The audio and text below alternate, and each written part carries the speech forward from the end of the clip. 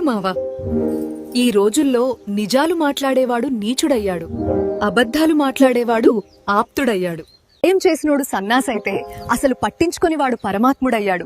నటించేవాడు నారాయణుడైతే ఇక మోసం చేసేవాడే మహనీయుడు.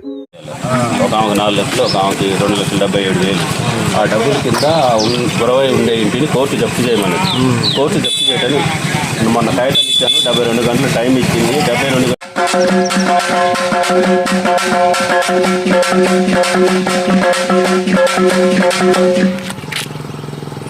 కోర్టు వారు గుంజుగురయ్య గారి ఇల్లుని జప్తు చేయమని ఆర్డర్ వచ్చిందండి.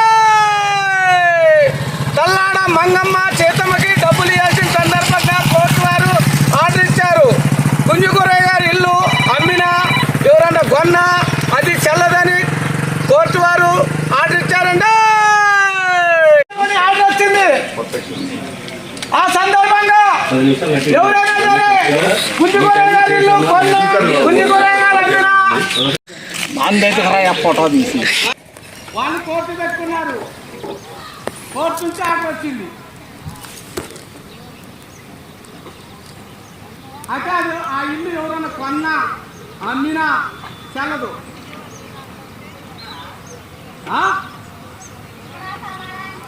గుంజుగురయ్య ఇల్లు ఉంది ఇక్కడే, ఆడగాదా లేదు, ఏందేమో ఇల్లు. నేనేమంటున్నాను, ఇక్కడే ఇల్లు ఉందంటే ఆడారుంది ఇల్లు. ఏమంటే అవన్నీ నాకు తెలియదు. ఇల్లు అయితే ఇక్కడ ఉండదు, ఇక్కడే గుంజుగురయ్య ఇల్లు.